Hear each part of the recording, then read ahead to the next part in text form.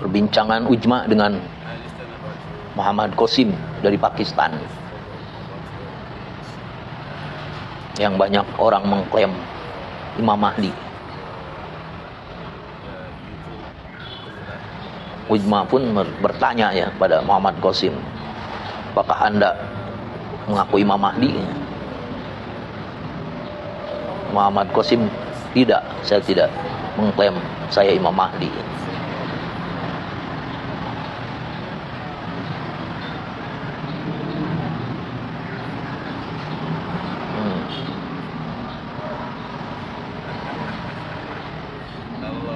Ini perbincangannya.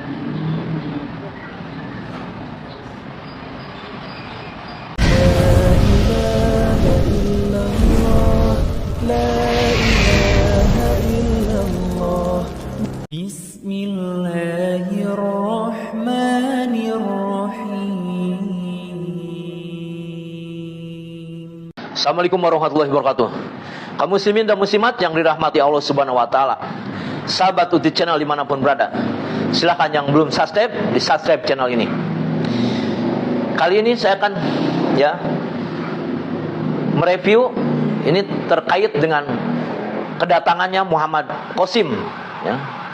Muhammad Qasim ini rame diperbincangkan bahwa Muhammad Qasim ini sebagai Imam Mahdi. Ini yang perlu diklarifikasi ya, bahwa siapakah sebenarnya Muhammad Qasim ini. Dan Muhammad Qasim ini datang ke Indonesia dan bertemu dengan ujma ya. Perbincangan ini dengan ujma Muhammad Qasim, coba kita simak ini perbincangannya ujma dengan Muhammad Qasim. Ini perbincangan ujma dengan Muhammad Qasim yang dari Pakistan.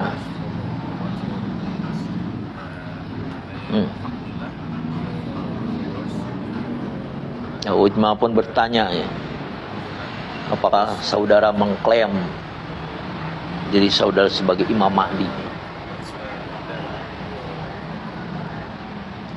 Muhammad Qasim menjawab bahwa dirinya tidak mengklaim sebagai Imam Mahdi.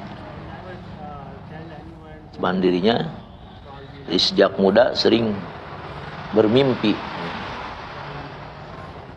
tentang Nabi Muhammad,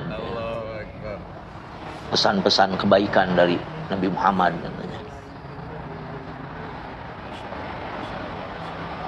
Nah, boleh didengarkan.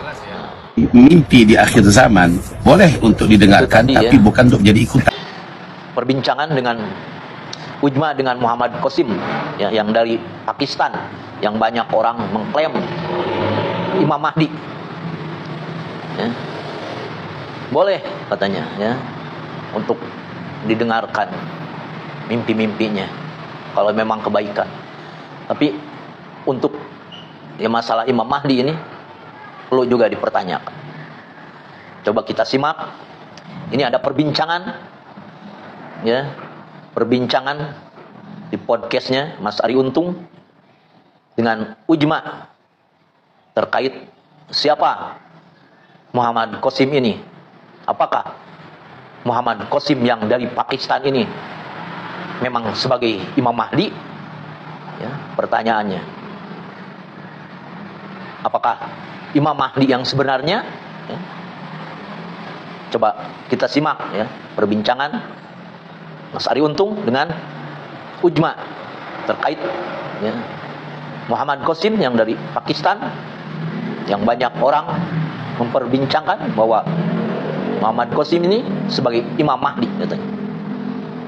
Coba kita simak ya. Aduh, rame juga tuh. Iya, dia Muhammad Qasim. Saudaraku, bukan. Kenapa mereka katakan bukan? Inilah kita dibimbing oleh Allah dan Rasulnya pakai Al-Quran dan hadis. Kata Rasul, aku tinggalkan pada kamu dua pusaka.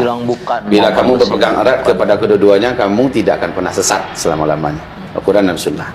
Jadi utusan daripada Muhammad Qasim itu yang mengaku di Indonesia ini mereka yang pegang, mereka datang ke rumah kita, ke pesantren kita. Udah ketemu? Udah ngelobi kita, ngajak kita. Kami katakan, kita panduan kita Al-Quran, hadis. Jadi selama kita berpegang pada Al-Quran dan hadis, apapun yang datang kemudian kita akan sesuaikan dengan Al-Quran dan hadis.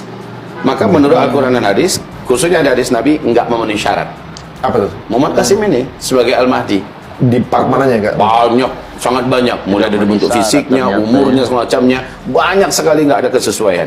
Lagi pula Al-Mahdi ini nanti kemunculannya dari Madinah Al-Munawwarah. Lah ini dari Pakistan. Ya, Imam Mahdi itu munculnya di usia 40-an. Lah ini sudah lewat 50. Jadi sangat nggak cocok ya. Banyak sekali ketidakcocokan. Wajahnya, fisiknya, semacamnya nggak cocok. Imam Mahdi itu keren. Ya, dadanya bidang, bulu dadanya halus, ya, kemudian pinggangnya ramping, perutnya speks, ya. Bagus banget gitu. Kalau itu gendut, masukin Imam Mahdinya kayak gitu. Ya, jadi nggak cocok. Oleh karena itu kita katakan bukan. Imam Mahdi yang satu ngomong gitu kan lucu juga. Semua Mahdi kayak gitu. Jadi misalnya bukan bagaimana gini, maksudnya kita profil kita Imam Mahdi sosok hero terakhir gitu. Harus ideal kan? Memang hidungnya keren, alisnya, semuanya indah. Kalau kita melihat dia, seperti nggak mau kita memalingkan wajah kita. Cakep orangnya, ya. Rambutnya ikal, warna kulitnya memang warna kulit kita. Agak hitam-hitaman kata Rasulullah. Bibirnya atas yang bawah itu sama tebalnya. Pokoknya ada. Bahkan cara ngomongnya pun Nabi rinci. Kemunculannya kata Rasulullah. Nah ini kemunculan yang paling penting. Itu dalam ceramah-ceramah kita, nanti silahkan saksikan di roadshow dakwah kami seputar Jabodetabek dalam 1 minggu ke depan. Ini akan kita rinci ya tentang masalah rute perjalanan akhir zaman ini, ya, tentang terkhusus dari Palestina ini. Insya Allah siapa yang ada di beberapa titik pengajian kita silahkan merapat, ya. Jadi ciri khas kemunculan Al-Mahdi itu satu, ciri khasnya Arab Saudi, penguasa Mekah Madinah ini akan kacau dulu dengan perebutan kekuasaan. Sekarang kan belum, berarti belum tuh. Yang kedua, di tengah-tengah itu nanti akan dibunuh seorang lelaki. Yang lelaki ini membuat kematiannya dengan cara dibunuh, membuat orang beriman seluruh dunia marah. Dan seluruh malaikat di langit pun marah. Ini hadisnya juga sahih, ya. Malaikat di langit marah, orang beriman sedunia marah. Berarti laki-laki ini harus famous, harus terkenal nih. Terkenal dan saleh. Dicintai, terkenal dan dicintai. Dan dia matinya dibunuh. Pasti pintar. Sedang marah-marah itu terdengarlah berita seorang lelaki dibayat di depan Ka'bah. Itulah Al-Mahdi. Jadi ibaratnya hiburan dari kemarahan ini adalah Al-Mahdi muncul. Ini siapa? Itu yang kita nggak tahu. Makanya kita tidak boleh menebak ini siapa orangnya. Walaupun boleh-boleh saja kita coba-coba, tapi nggak boleh memastikan ya. Kalau kami dulu pernah mencoba menebak-nebak, tetapi sekali lagi ini bukan. Serahkan yang pasti kepada Allah. Siapa yang kita tebak-tebak, ya sah-sah saja. Syaratnya orang beriman, terkenal, bermanfaat untuk Islam, orang beriman mencintainya. Yang kami pernah urut nama-nama mereka, dan bisa jadi bukan mereka ini. Di antaranya adalah Zakir Naik. Zakir Naik, siapa orang sedunia nggak kenal dengan dia? Kemudian berikutnya Najib Tayyip Erdogan, ya. Kemudian Presiden Persatuan Ulama seluruh dunia yang kemarin ada di Qatar dan sekarang sudah meninggal, ya. Profesor Dr. Yusuf Al-Qaradawi, yang kemudian bahkan ini sendiri Raja Salman sendiri. Raja Salman sendiri sangat mencintai ulama, beda habis dengan anaknya, beda. Kemudian juga Habib Rizik Syihab, karena dia karakter yang dunia menjadi ilham. Beliau ini inspirasi dan ilham kebangkitan Islam seluruh dunia adalah Habib Rizik. Sehingga Man of the Year itu di 2016 kan beliau namanya melejit nomor 1 di dunia. Jadi beliau ini adalah tokoh-tokoh yang ditargetkan kematiannya. Ada lagi beberapa nama yang lain, tapi sekali lagi kita tidak boleh memastikan. Ya, menebak sih sah-sah saja. Maksudnya nggak boleh memastikan. Bisa jadi bukan itu. Tapi yang jelas orang ini sudah dikenal oleh orang Islam, orang beriman seluruh dunia, dan ada di hati orang beriman. Mungkin karena jasanya besar untuk Islam atau apa ya. Tapi dia matinya dengan cara dibunuh, dan ini menunjukkan marahnya orang beriman seluruh dunia. Bahkan malaikat di langit pun marah. Lalu Allah hibur orang beriman ini dengan terbayatnya Imam Mahdi. Disitulah orang beriman berlomba-lomba ingin berbayat kepada Imam Mahdi. Jadi kalau sebelum itu ada, maka tidak ada Imam Mahdi. Kuatkan keimanan kita. Jangan sampai keimanan kita goyah, apalagi menghadapi akhir zaman ini. Banyak paham-paham, ya, paham-paham dalam Islam ingin menyesatkan, ya. pertahankanlah keimanan kita pada Allah Subhanahu wa taala. Jangan sampai keimanan kita goyah. Semoga kita diberikan perlindungan oleh Allah Subhanahu wa taala dalam mempertahankan keimanan kita. Mati pun dalam keadaan husnul khotimah. Mati dalam keadaan syahid. Amin ya Allah ya Rabbal alamin.